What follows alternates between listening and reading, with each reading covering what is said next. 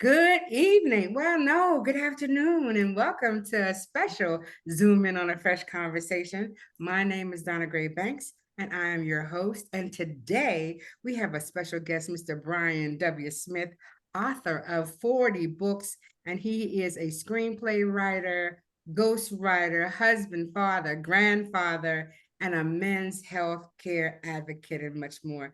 Brian, thank you very much for being on Zoom in on a fresh conversation. Thank you for having me. I appreciate it. Zoom in on a fresh conversation is brought to you by Eyeless Diamonds LLC, Lee's Press, Milton McCulloch Love, author of Love and Emancipation, a Dante production, and the Fresh Book Festival, of course, which will be held in the beautiful city of Daytona Beach, 22, 23, 24 February in the year of 24. So please come join us, come to the beautiful city and go to the world's most famous beach and see NASCAR. It's a $40 million facility. You cannot not come here and not see it. So come join us in February 2024. If you have any questions for Brian, please leave them in the chat room. And this conversation is being recorded. So good afternoon, Brian. Thank you for being here. Please give us a brief background. Well, Brian W. Smith. I've been a published author for 20 years now. I've done a lot of things from own a publishing company to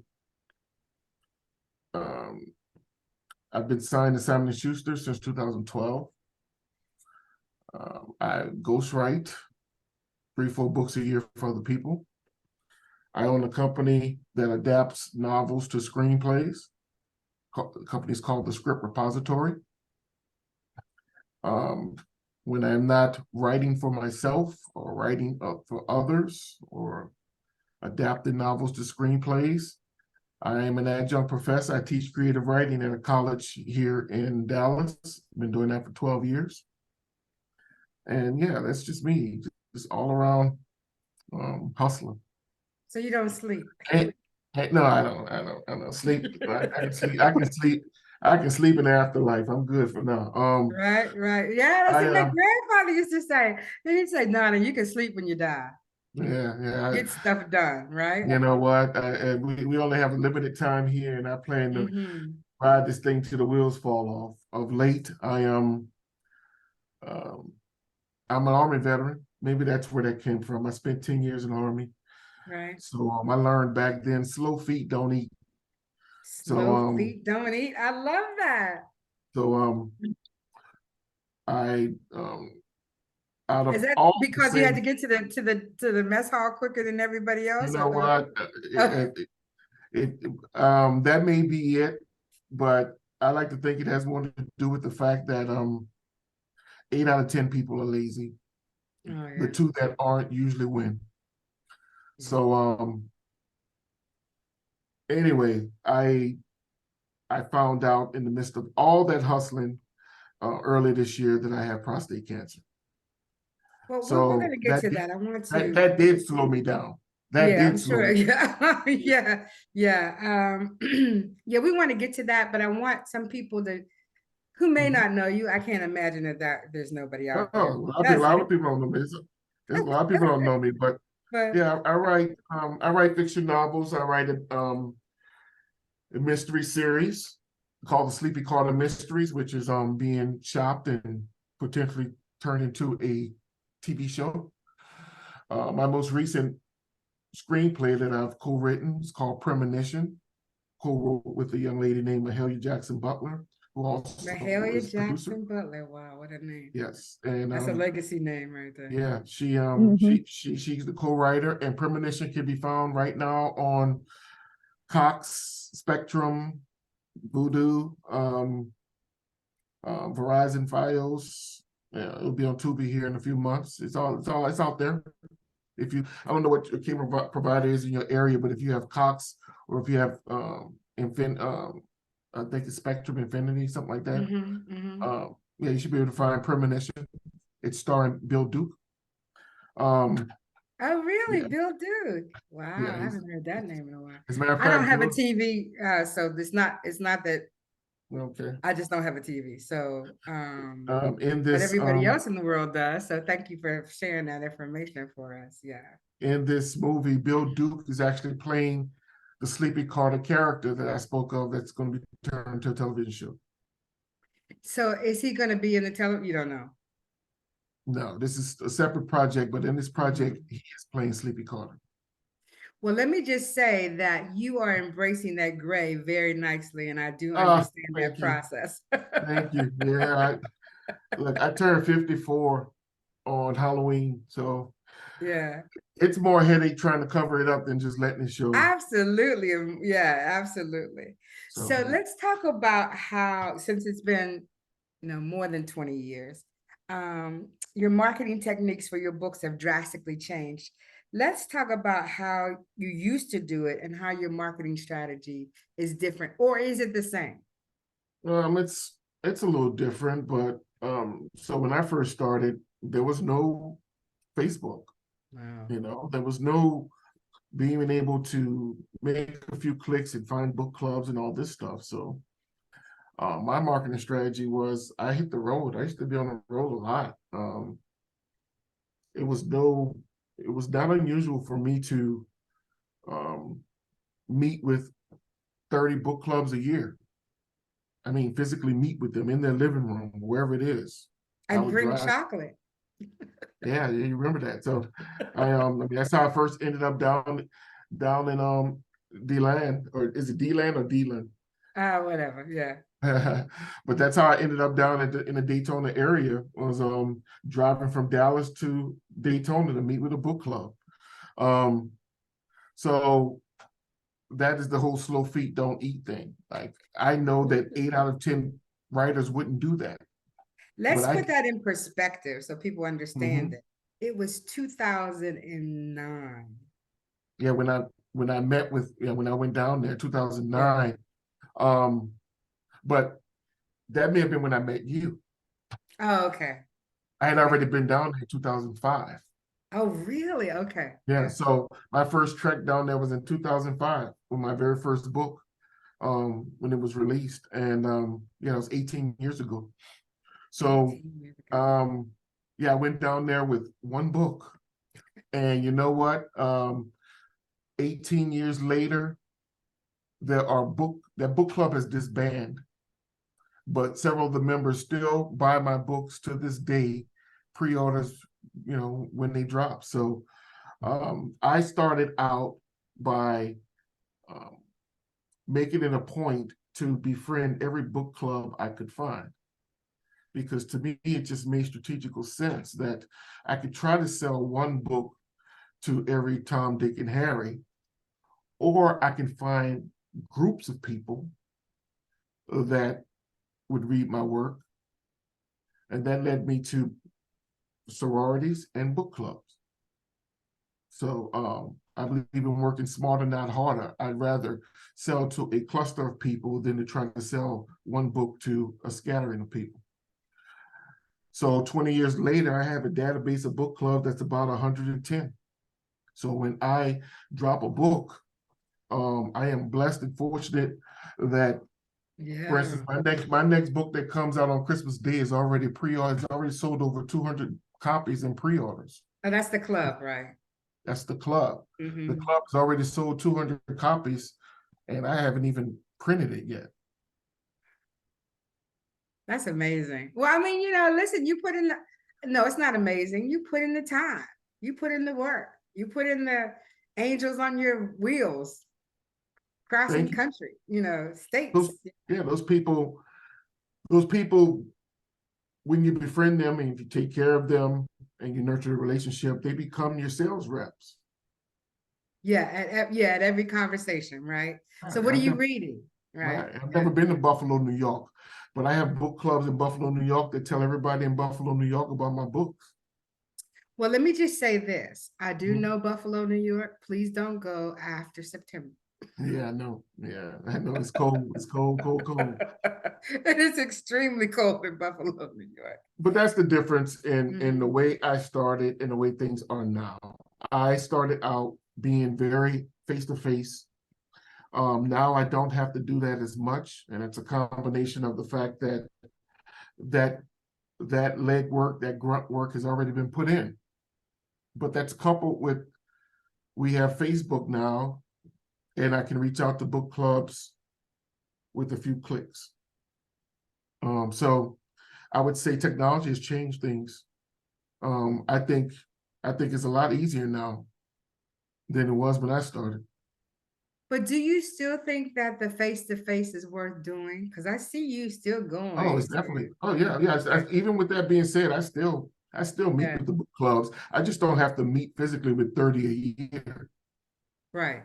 Right, because But now you can do it via the internet, right? now I do it. And here's the interesting. I Zoom with 50 a year now.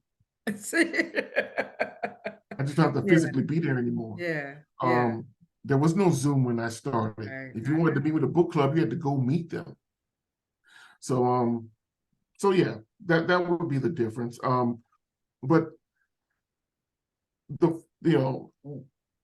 one of my degrees, I have an MBA, and one of the things I learned real early is that the 4 Ps of marketing, they transcend era and businesses. Yes. So price, place, product, promotion, those things will exist as long as you are selling anything, whether it be books or Q-tips or donuts. It doesn't matter. If those 4 Ps aren't in place, you're going to fail. So regardless of technology changes, I keep that in mind. Price, place, product, and promotion. So you, what came first? The egg or the chicken or whatever. But you're a professor. Were you a professor before you started writing? I mean, did you decide to be a publisher after you were with Simon and Schuster? And did the screenplay writing come later? How is that progression? How did that happen? In 2004, I learned that my 17-year-old daughter was not my biological child. So rather than go to jail for killing her mom, I just decided to put it in the book. This is the daughter who has the grandchild that has you wrapped around her finger right now. Okay. Yes. I'm just saying. Yes. So I wrote a book. The book became a bestseller. At the same time, I was finishing my MBA. So I got the bright idea to, after doing a little research, I got the idea to just open my own publishing company. And I did. And I published myself, 6, 7 other authors over the course of 5 years. So from 2005 to 2010, I ran a publishing company. Then a recession hit. In 2009, but I was doing that by night. During the day, I was doing the corporate thing. Corner office, Oh, you were still in corporate America then? Okay. Yes, I was still in corporate America. And what happened was in 2009, I got laid off. And it was done in such a tacky way, it just ticked me off, quite frankly. And I just vowed that I would never go back to work for anybody. So in 2009, when I got laid off, I just poured all of my energy into being a better writer and publisher. And then in 2011, I got contacted by an agent. One of my books, it was called Nina's Got a Secret. Yes. It landed on the Oprah magazine on the what to read list, on the old magazine what to read list. An agent saw that, agent contacted me. 6 months later, I was signed to Simon & Schuster. So that's how I went from being a businessman to a corporate guy to a businessman running my own company. And then I signed this deal. I sold the rights to Nina's Got a Secret to Simon & Schuster. And the rest is kind of history. In 2012, I had the opportunity to become an adjunct professor. Did you look for that opportunity, or did that opportunity? Yeah, you know what? That's a great question. So what ended up happening was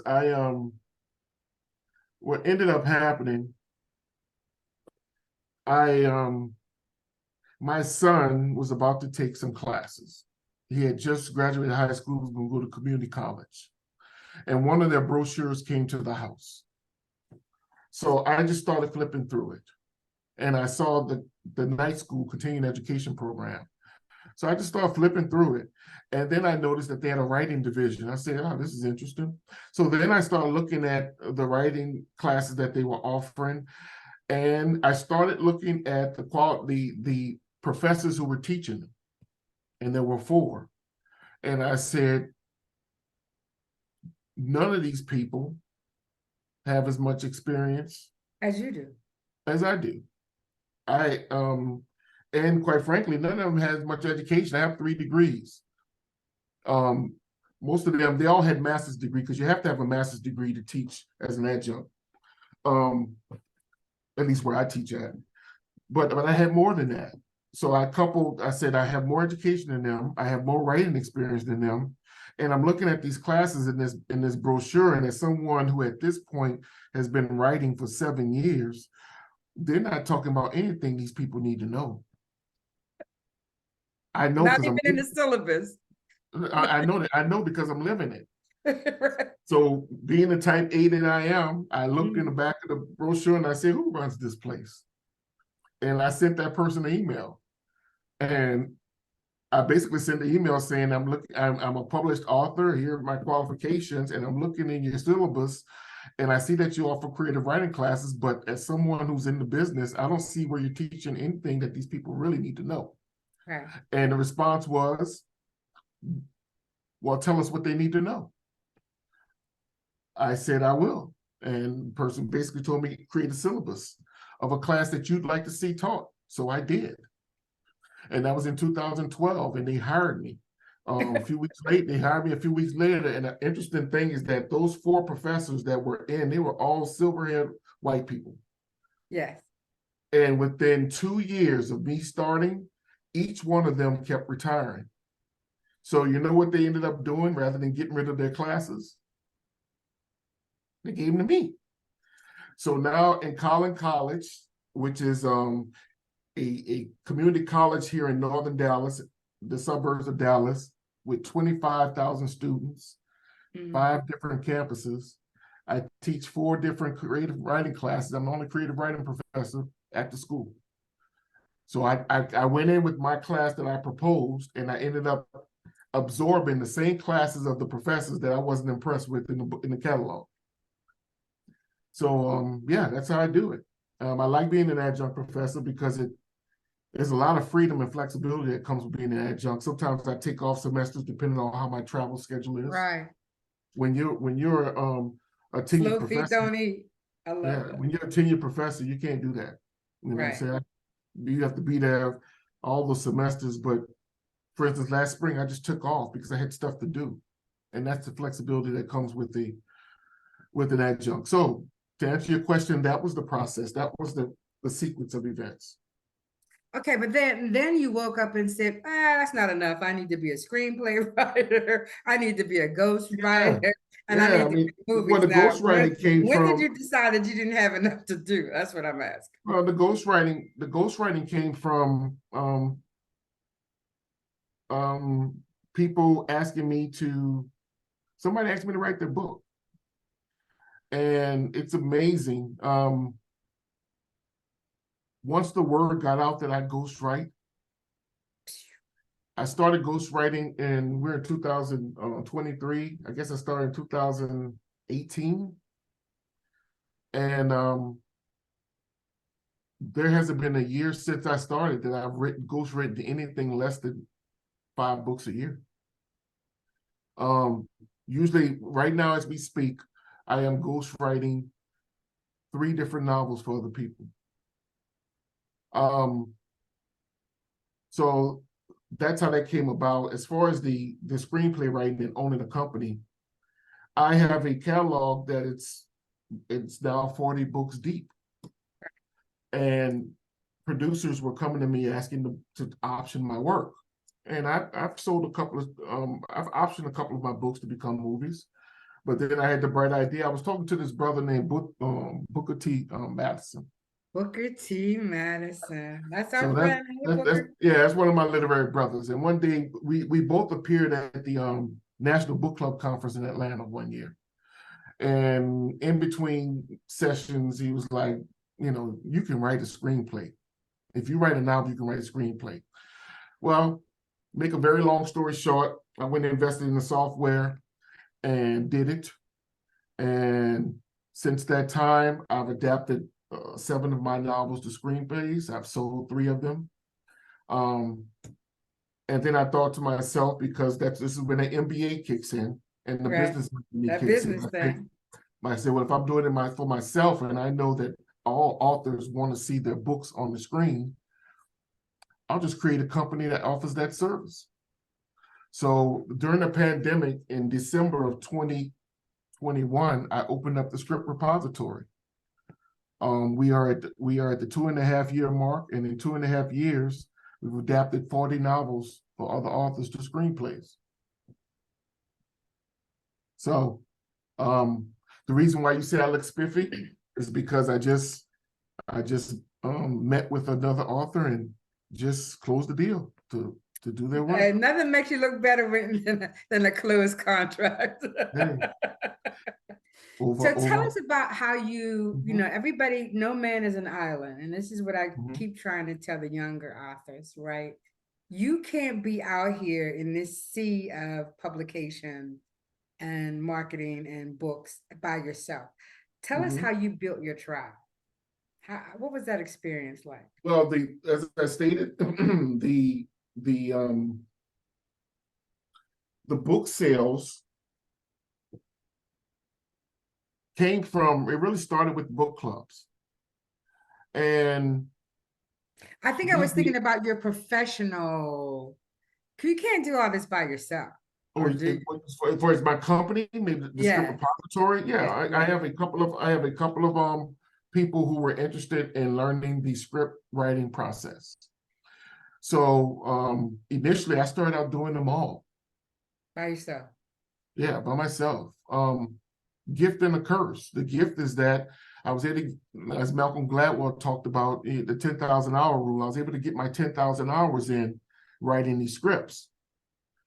But I never started this company so I could be sitting up here doing all the work. Right. It's about expansion because I got other things that I need to do. So the business plan and the idea was to get so much business that it reaches a point where I have to train people to write these scripts. And now I'm more of a quality control type guy. Once they're done, they don't get sent to the client. Yeah, they don't get sent to the client until I bless them, but I don't have to sit there and do it. I got other things that I need to be doing. And that other thing is looking for more business and looking for other business opportunities. You know, and right now, I'm also writing movies, you know, for producers. I mean, I've written scripts that I've sold, but right now I'm in the process of writing another movie that should air next summer. So I just got other things that I need to do. So my process as far as building my tribe is, I may start these business ventures myself, but eventually you surround yourself with people who are better at what it is you do. I am not an editor, so I have editors on call that I can reach out to. That goes for just anything I need to outsource. I've created sort of a group of people that I can reach out to and get done. Does that include the covers of your novels, or are you really? I do my own covers, but I understand what I want, and for others that want their covers done, I stopped doing that for other people. Because it's a pain in the neck, first of all. Well, yeah, I mean, people are so picky. You know what I'm saying? Like, I got a short patience. You know what I'm saying? Like, well, most Scorpios do, but it's okay. Yeah, maybe it's the Scorpio thing. You know what I'm saying? Like, I don't. There are a lot of things I don't suffer. Right. I don't suffer fools, and I don't suffer indecisive people. They drive me crazy. Make a damn decision. You know what I'm saying? Like, I have very little patience for people who take forever to make easy decisions. So when you're dealing with doing stuff like creating people's covers, it becomes very frustrating when they get to majoring in the minor. Right. So that is something that I stopped doing. The ghostwriting I do for myself. I actually ghostwrite. I don't outsource writing someone's book. If they hire me to write their book, they probably like my writing style and would prefer that I do it. The script writing, I can outsource that because there's some things that go into the process of adapting a novel to a screenplay.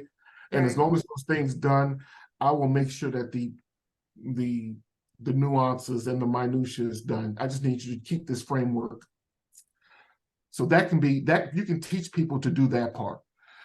Ghostwriting your novel or somebody else's novel, I don't outsource that because they're not paying for someone else to do it. They're paying for me to do it.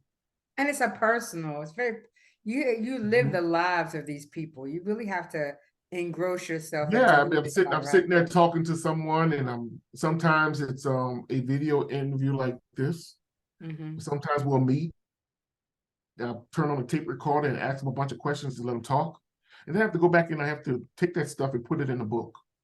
You know, whether it be a memoir, whether it be a self-help book, or the novels are the most challenging because all they tell you is, I want Donna and Mama Tony to be sisters and they get in a fight and at the end they come back together and save the family. Okay, now I got to fill in all that middle stuff, right? Well, that can be challenging. You can't outsource that.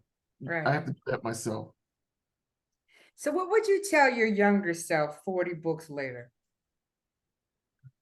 I would tell younger me to take writing classes sooner. Remember, I started in 2005. I didn't become a student of writing until 2009 when I was laid off from my corporate job, and it was sink or swim. So when I look back on my career, those novels that were written between 2009 and 2004 or 5, quite frankly, I cringe when I read them. I don't even like to read them because I see the mistakes. And those mistakes, and many of those mistakes were the byproduct of me not taking time to learn the business. Just because you can write a story doesn't mean you can write. You know what I'm saying? I tell people all the time, I've driven a lot of cars in my life. That doesn't make me a mechanic. So I think what I would tell myself and what I tell young authors is that if you are serious about being a published author, you need to take some creative writing classes and learn the mechanics of writing. There's a way you structure a sentence. There's a way you foreshadow a scene. There's a way you show and don't tell. All these things you need to learn. I never learned that until God snatched my safety blanket, that 6-figure job, and said that you need to be all in. And once I was forced to be all in, I learned the craft from 2009 to 2012. And then, interestingly enough, once I started teaching, I actually became a better writer. Yeah, of course. So it's amazing how that works. The more you teach something, well, you know how they say, if you can't play, coach. You know. Yeah, right. So to make yourself better. So that's how all that went down. So give us, and I don't want you to tell. And let me say this, and that is what I would tell the young authors is to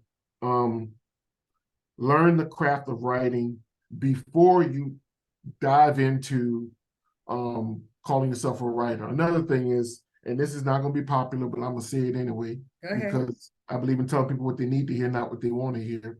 To the young authors out there, if you are spending more time planning your book release party than you are taking classes, you are destined to not be in this business long.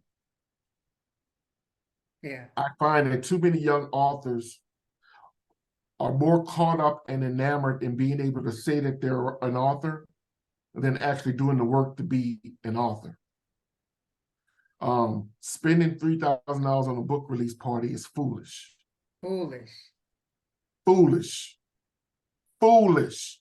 Yeah, I never have done that. I'd rather you take half that money and go to 3 or 4 book festivals and conferences and actually meet people who buy books, readers. instead of having a book release party. I mean, if you do the math, if you spend $3,000 on a party, and that's about how much it's going to cost between the venue and decorations and food and your new outfit and the books that you have to order and all this stuff, you're going to be about $3,000 in the hole. Which means if you're selling a book at $10 a pop, you have to sell 300 books just to break even. Just to break even. Just to break even. And most people at their book release party, which usually lasts about 2 hours, don't even sell 40 books. Because most of the people there are there to eat anyway and take photos. So you Here's might the thing, sell 40 though, books. the other mindset is, I used to think, why would you spend all this money on your child just graduating high school when, you know, college and other education is more important? And one person said to me, Donna, this is the level that this person is at. And this is what we have to celebrate, because there may be no more celebration, right? So when I see young authors celebrating $3,000 parties, I'm thinking, this may be your only, right? So you're really going to celebrate it. I don't think that that's the thing to do, but I understand it because most of them don't have a book after that. With all due respect. Yeah, okay. If in fact you like to major in mediocrity, you do that. Yeah. However, comma, I am telling you that if you want to last past 2 or 3 books in this business, use your money wisely. Yeah. And quite frankly, I hear what you're saying. I'm just saying that usually they don't have another book. What I'm saying is, if just like with your kids, if a C average is tolerated, then that's what your kid is going to bring home. That's right. So I'm telling young authors, if you want to stay in this business, stop the foolishness. Right. Don't be an author. Be an author. One book. Invest in your craft. If it don't make dollars, it don't make sense. And use your money wisely. That is how you have an elongated career. However, if you want to have a look at me party moment, do that foolishness. And in 2 years, you're going to have a garage full of books you can't sell, and you're going to be back at your regular job. I have not worked for anyone since 2009. I'm telling you what I know, not what I think. Right. So you have to invest in yourself to invest in yourself. Basic. Simple as Whitney that. used to have a beautiful voice. You know what else she had? A voice coach. Yeah, she did. Yeah, I mean, so I mean, if you want to hang around anything for any length of time, you need to make sure that you have practices that ensure that. But if you always do what you always get, you're gonna always get what you always got.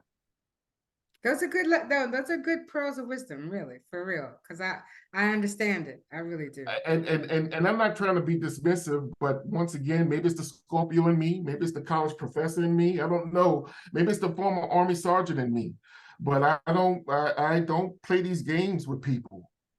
I'm gonna tell you what you need to hear. And what you need to hear is stop spending your money foolishly. That's right.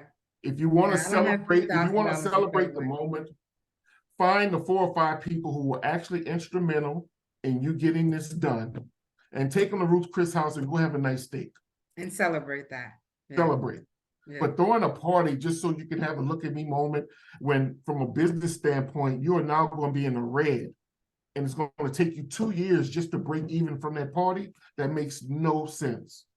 At all. And somebody need to tell them. So I just did. So they'll probably cut off from the telecast. I'm sorry. But it is what it is. So give us some insight on the club. You've written it. It has pre-sales of over 200. I mean, don't tell us a story, of course, but it's kind of different from your norm. It isn't. I just thought that with my 40th book, it would be cool to pay homage to the people who helped me get to 40 books, and that's the book clubs. So I decided in this book that the storyline would be wrapped around a book club. So it's about 8 women in a book club. Okay. And the youngest member in the book club, everybody's daughter, she's the baby of the bunch. So they all kind of look at her as their surrogate, as their adopted child. This is a group of 40 plus 50-year-old women, right? So the 30-year-old is kind of the baby of the bunch. And she starts being beaten and abused by her husband. It just so happens the husband is the chief of police for the town that they live in. So she has no one to tell it to, but she vents to her book club members, this tight group of women. And one day while venting to them, they're getting drunk and drinking their wine the way book club members do. Yeah, we do. I've seen it. And that wine starts to flow. And what ends up happening is they all start talking about, if I had seen him do it, I'd kill him. And then one person says, you know what, I dig the ditch for you. And the third person said, I help you carry him. And it kind of goes around this room. Unbeknownst to this young lady, while her husband's out of town, he's actually listening to the conversation, the police chief. So when he comes home, he beats her again. She tells her book club members again. 1 week later, he's found dead. So it's backwards. Then you find out, okay, nice. So now we don't just have a book club. We have a book club with a killer in there. And you got to read the book to find out who did what. Nice. I love that. Yeah. And the cool thing about this book, what I did was, like I said, I've been dealing with book clubs since 2005. And there's some book clubs that have been riding with me that long. So the 8 members in the book club are all named after different book club presidents that I've dealt with over the years. So I decided to make the characters names of different book club presidents. Yeah. That is such a homage. Yeah. Yeah. Do they know that, or they know? Everyone who is in the book, knows. I told them, because I had to hit them up and tell them, look, this character gonna be doing stuff. I'm not saying that you are like the character.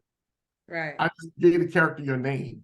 Right. So the book club member that's fast, I'm not saying it's you, but I need a name, and I thought it'd be cool to give you. So it's like, and most of them were like, some of them had a request. Someone was like, well, I want to be the assassin, and someone said, yeah, don't make me a tramp. You know what I'm saying? I'm not gonna be a tramp. One person said, well, I want to be the killer, right? Right. They're funny, but at the end of the day, what they all said was thank you. Yeah, it's homage. So nice. Yeah, you could have written about anything, but I think that this one, will truly make a difference in the book club industry. So thank you for that. So I need to move on. I just want to talk briefly about why you decided, not your older son, but particularly Jordan, and how we were able to see his life unfold. Was he okay with that at first, or did you kind of cajole him into? You know what? Jordan's funny, man. Jordan, yeah, that's my baby. He's 20. He's about to be 25, and Jordan is he ain't leaving. But we met him. He was in high school. Yeah, he was in high school. Yeah.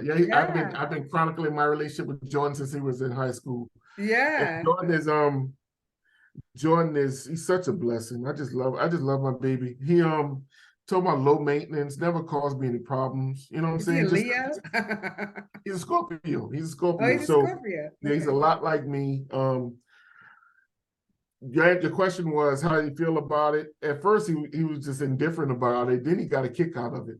You know what I'm saying? So he got a kick out of it after a while, but he's a good sport about it. I don't do it as much as I used to, but he's grown every now and then he'll say something funny and I'll post it or whatever.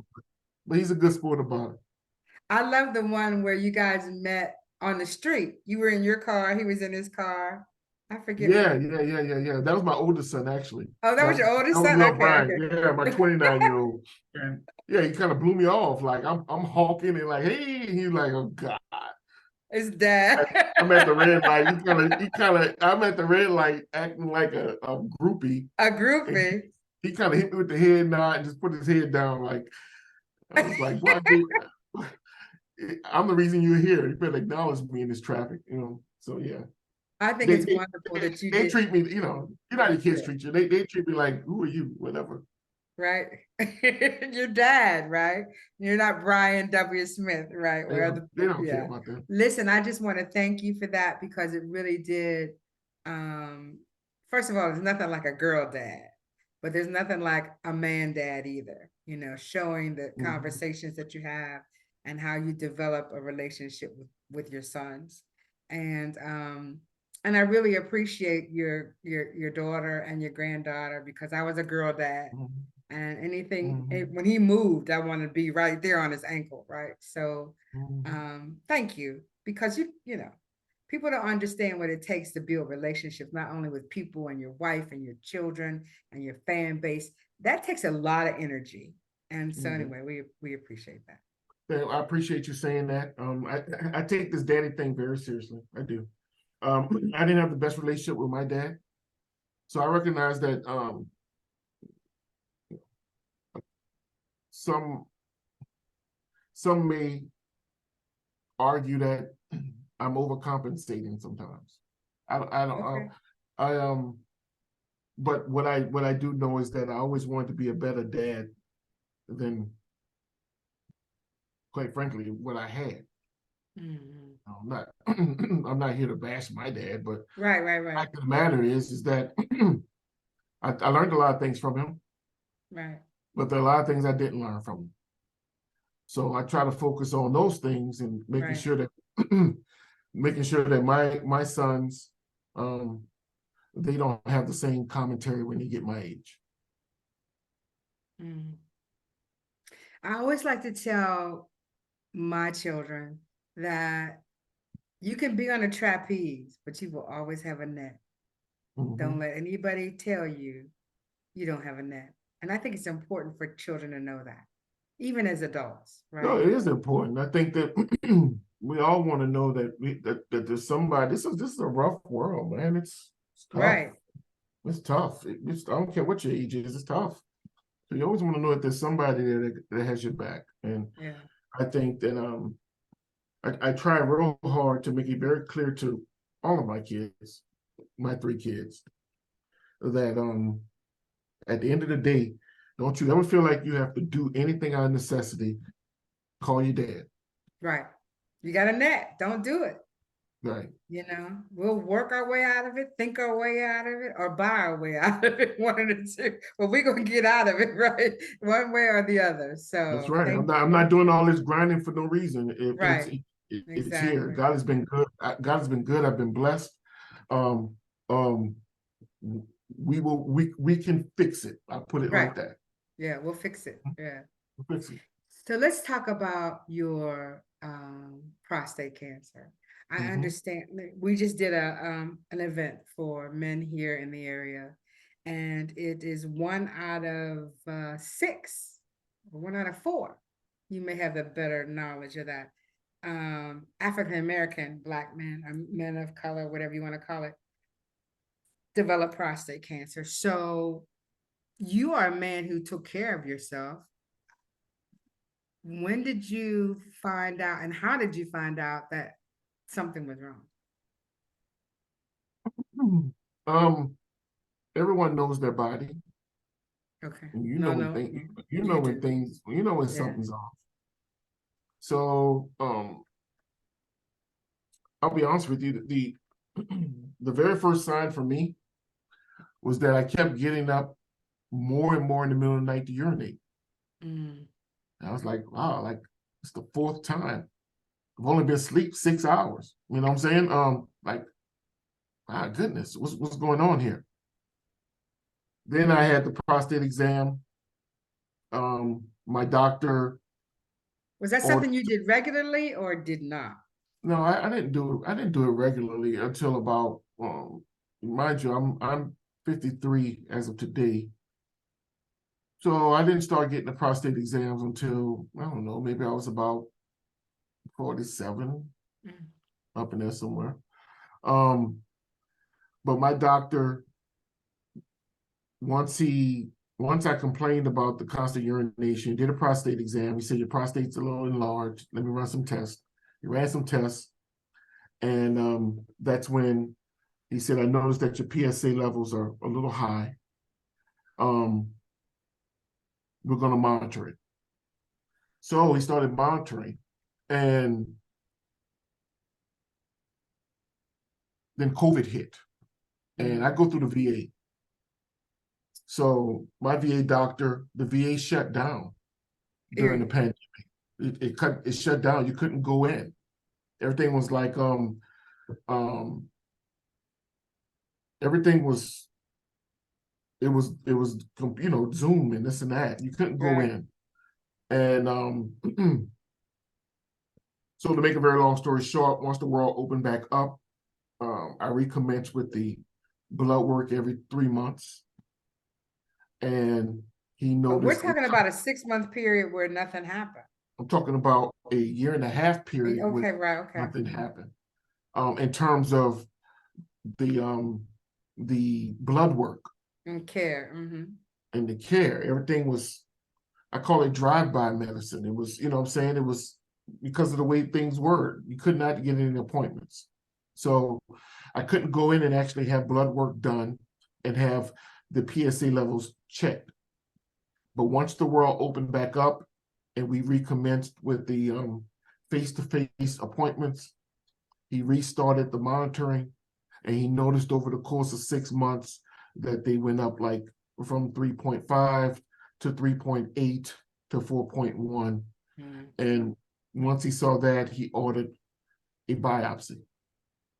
And the biopsy, once that was done, it was confirmed. So to be clear, what's the difference between a PSA score and a Gleason score? Well, the short. Are they one and the same? Okay. No, there's a lot of overlapping. But in short, the PSA is an indicator of when someone may have cancer, and the Gleason sort of evaluates the level of cancer. You know what I'm saying? But you should have both, right? Yeah, you should have both, and you're going to get both. But the first indicator, the thing that prompts the Gleason is the PSA. Okay. You can't get to Gleason before you go through PSA. Okay. And the PSA tracking is what determines it's the number one red flag that most PCPs look for. And it's what the urologist monitors. Look for. Yeah. So I would say to those people out there, let me go back before I go where I'm about to go. You asked me what was an indicator. The urination throughout the night, that was an indication. And the second thing was that I know my mom died of breast cancer. So I know that I was genetically predisposed to this. And sure enough, yeah, all that's linked. How about your dad? Nothing on his side, as far as you know? I don't know. My dad was killed when I was 18. Okay. So I don't know his medical background like that. Yeah. So you got the diagnosis, you're sitting in the office, and then you go home. Of course, you have a discussion with your wife, all that. So tell me about the different treatments they talked about and what you decided to do. So I was given 3 options. One was just to monitor it. I told them I didn't think that made sense at all. They call it active monitoring. I'm like, that's like knowing you have a bill and refusing to pay it and keep kicking it down the road. At some point, you have to pay it. At some point. I was like, that makes no sense to me. But they do active monitoring, especially for like 70-plus-year-old, 80-year-old people, where because your cells generate slower, right? Right. So it generates slower, and active monitoring, if you have some type of pre-existing condition, usually age-related, it makes sense to monitor it and go cutting the person up.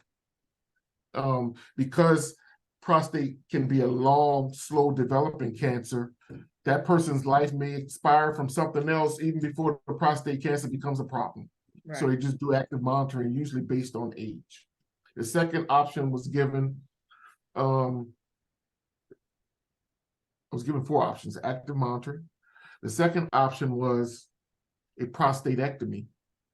That's taking it all out. Taking it all out. But incontinence is a side effect of that. Right. And I'm thinking to myself, at 53, I do not want to walk around wearing a pamper. You know what I'm saying? Or would you have to wear a colostomy bag? Maybe for a short period of time, right.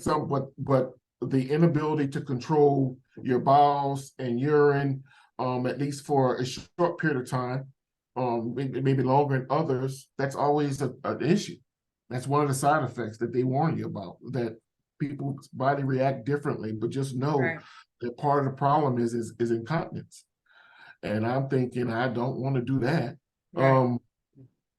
So that was the second thing, especially when it's not a guarantee that the cancer can't come back in some other form. Right. Like, so the third You're gonna was do that drastic measure and then wake up 5 years later and it's somewhere, you know what I mean? You could potentially still have the same issue that was that could be traced back to the prostate anyway. So the third option was, I forget the name of it, but basically, in layman's terms, they insert these little radiation caplets inside the prostate and they dissolve. Seeds. The seeds, right? Mm-hmm. Strongly considered that one, but I opted for the radiation. The reason why I didn't go through with that, because it's still a surgery where they got to cut you open.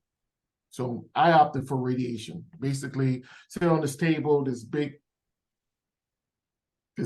machine, and kind of goes around and basically they're zapping you with radiation, but there's no cutting you open. But it's 45 days. Yeah, straight. Consistently. Every day. But you know what's interesting, Donna? I remember talking to God, saying, you know what? I am so blessed because I'm my own boss, I can take this option. Right. Whereas most people can't take that option for fear of losing their job. You know what I'm saying? Who can actually take off every day for 40 straight days, and tell your boss, I need 2 hours. And then you may not be able to come back afterwards. Right, because they still got pain and all this other stuff. Yeah. So I even looked at my ability to take that option as another one of God's blessings. Because how many opinions did you get, Brian, before you? Well, I had my my primary care physician, your oncologist, your urologist, and 2 oncologists. I mean, but at the end of the day, when that biopsy comes back with traces of cancer, it is what it is. I mean, you can have 15 second opinions. If you got cancer, you got cancer. And the issue, the consultation, Donna, and the opinions of others when it comes to these medical practitioners, it really centered around which of the 4 treatments to use. It wasn't about whether or not I had cancer. That was confirmed. Right, done. The issue was which treatment route are you going to go? That's what I had to ponder, and that's what I had to get advice on. Now your sons are going to have to would be predisposed, of course. So they're going to have to start very early with their at 40. At 40, that's what they're telling them. That's what I've been told, that. And not before. Well, I mean, they could, but I mean, traditionally they tell you, men over the age of 50, and in some cases 45 and up. I've been told to tell my sons to start getting their exams at the age of 40, because there is a clear lineage of cancer. Were they able to go with you at any point to? No, they didn't. They didn't. I mean, they both have jobs, and they were there for me when I returned from treatments and stuff like that. But no, I wouldn't ask them to interrupt their lives to do that. Yeah. You are now on the other side of it. Will you write about the journey? No, I don't see myself writing about the journey. I don't. I made a post on Facebook the other day. I looked up and almost 1,000 people like that. So I know that people saw it. Here's the thing, As far as though, as far as Brian. sitting down writing, you know, Here's the I thing. don't. What most men don't Mhm, want to do is to talk about it, right? mhm, But if you could get, listen, I'm not telling you to do anything you're not going to do, but if mhm. you could give them a play by play, because most of them don't understand it. The first thing a man thinks about is, oh my God, I'm not going to be able to ever have sex again. That's a lie. Yeah, that's But not that's that's the not first true. thing they have on their minds, right? And coming from, and since I've done a lot of research in this area because of what we were doing here, there are not a lot of novelist paperwork journals that are done by people who look like you. Yeah, I mean, I'm never going to say never. Right now, it's not in the plan. I intend to come on platforms like yours and talk about it. Yeah. But to actually sit down and pin something, that wasn't in the plans, but I will never say never. But as of right Right. now, I will be vocal about it. I have no shame. No. I am not. Um, I mean, unless there's a serious conflict, I won't turn down any opportunities to come on a platform like yours and talk about it. But as far as penning a book, I don't That'd be a know. good book. You know what? You know how books are. It'll be good to those who want to read it. Yeah. I To be quite frank with you, with the ability to disseminate these podcasts out to the world, I can make a cogent argument that my message has a higher probability of being seen by the right people than writing a book. Well, you're right. You're very right about that. Right. Because look, unless it's dealing with cars or how to make money, it's hard as hell to get black men to read. You know what I'm saying? It's the I mean, truth. that's just facts. Yeah. Reading is not at the top of most black men entertainment totem pole, you know.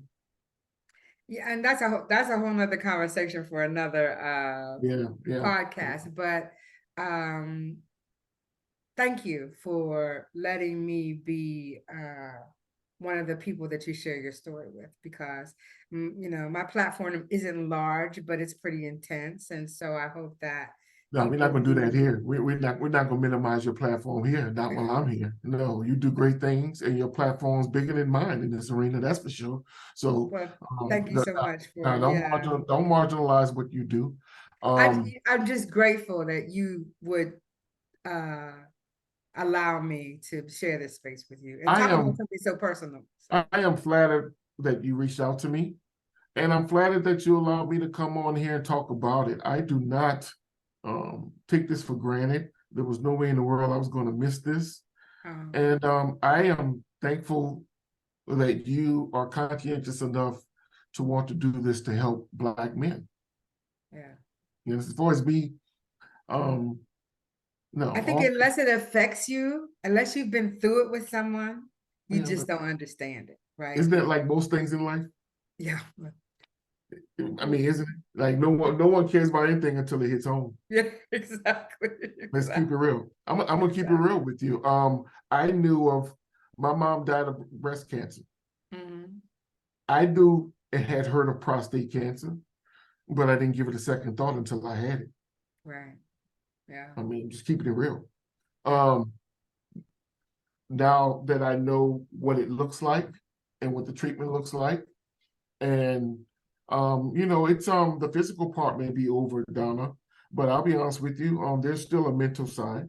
Oh, Because absolutely. what I do want to say to people, because I had to learn this, is that when you finish treatment, um, you are not cancer free. Yeah. And that's a hard pill to swallow. You are technically in remission. Right. They will not announce you cancer free for 5 to 10 years Right. afterwards.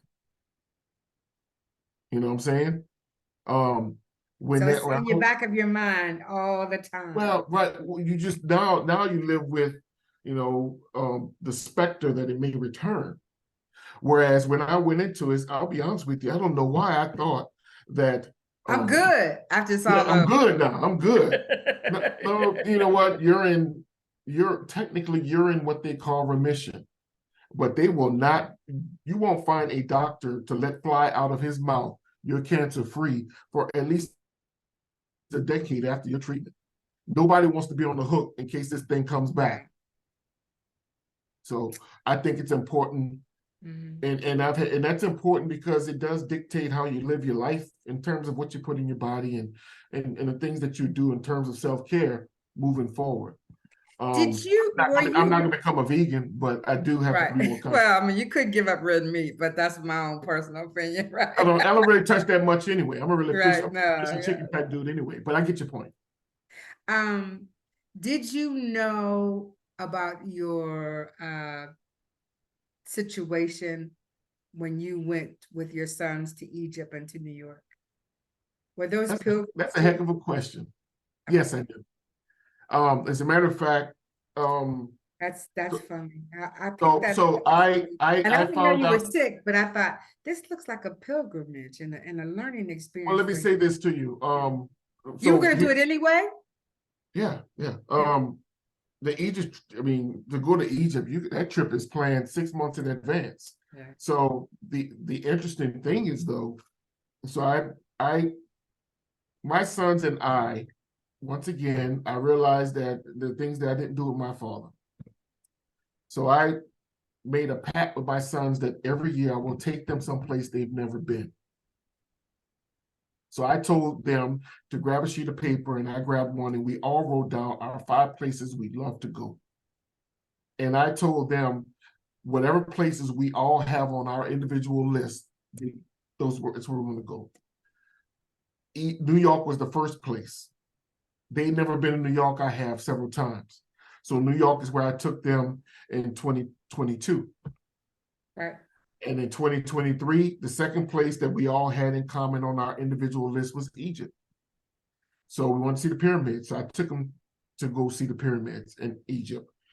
That trip was booked for late April. I booked that 6 months. I booked that in 2022. I found out I had prostate cancer the first week of April. So I just sat on it. I knew, I just sat on the news. I told my wife, but that was it. I sat on the news. I knew that in 2 weeks I was taking my boys to Egypt. So while in Egypt, I told them. We were in the hotel room and I said, there's something I want to tell you guys before we get back to the States. And I told them. And we talked about it. And then we went down to the hotel restaurant bar and we had our first official drinks together. The 3 of us sat down and had some whiskey. And we sat down and talked and yeah, that's how my boys found out in Egypt. I had been knowing for about 2 weeks. Yeah. Yeah. That's a great story, Brian. It really, really is. I just thought, and every picture was so heartwarming. The camels and the pyramids and I made sure that I told them on the last day. Yeah. I didn't want to tell them before we went to do all the stuff. But on the last day before we were to wake up and go get on our planes is when I told them. So it's been more than an hour, so I'm not going to take any more of your time, but tell us what you want to tell other men when it comes to their health care. And I would just simply say, understand that your health is about you. However, I believe that if you're a responsible man and there are people who rely on you for their well-being, you have a responsibility to them to get yourself checked. It's about you, but it's bigger than you. Absolutely. So get over your little hiccups and hang-ups about the prostate exam. Mm-hmm. You know what I'm saying? It's I know someone in particular, I'm not gonna put this person on blast, but I know someone in particular who refuses to just get the prostate exam because they have an issue with the The finger process. up the butt. That's They have an ridiculous. issue. They have an issue with. You know what? I know that sounds like just idiotic, right? However, if Comma. this person feels this, however, comma, if this person feels this way, I bet that there's a lot of men Right. who will not get past that silliness. You know what I'm Right. saying? Because in the big picture, it's a real immature approach. Yeah, it Um, is. yeah, so there are people dying of prostate cancer every day. What is And it? it, Eat and no, it ease can be God prevented. out. Yeah. It can be prevented. It Yeah. can be prevented. One of the things they told me was that when I found out, it was because of the diligence of my doctor and me knowing, not being afraid to tell him that something wasn't right. But what I was also told, I'll never forget this, I was told by the person who broke the news to me that, look, you have stage 1. You have several treatment options at your disposal. You're going to be fine. Right? And then she went on to say, truth of the matter is, you could have lived for another 3-4 years before there were any signs that you even had this, And any then other it's too major late. signs. And then by that time, you're at stage 2, 3. Yeah. You know what I'm saying? So to the men out there, get your exams, get the PSA, get the blood work so that your doctor can start tracking. Okay, so we want to get more copies of the club. So tell us what to do and how to get in contact with you. Well, if you like an autograph, like a Mama Tony, if you want an autograph paperback copy, go to my website, which is www.authorbrian with an I, wsmith.com. authorbrianwsmith.com. You can purchase a paperback copy, and also if you pre-order this book before Thanksgiving, I'm holding a drawing that in 3 of the books, Willy Wonka style, there will be a gold ticket in the inside. And if you get a gold ticket in your book that's delivered to you, I am going to treat you to Ruth's Chris Steakhouse. So 3 books will have gold tickets inside. And if you got it, then you get a gift card from me to Ruth's Chris Steakhouse. I'm hoping to get a gold ticket. That's my. If you want to go to Amazon route, of course you can go to Amazon, and the club can be purchased in ebook and paperback that way. Mm-hmm. So, and it comes out on Christmas Day. Christmas so Day. The cool thing about this is that while those kids are opening those gifts, you can get you a cup of coffee or whatever it is you like to sip on, and find your reading spot and check out a book. So we end every conversation with a pearl of wisdom. You've given us so many, but if you have one particular one besides you do have the 4 P's though. That's always good, right? Yeah.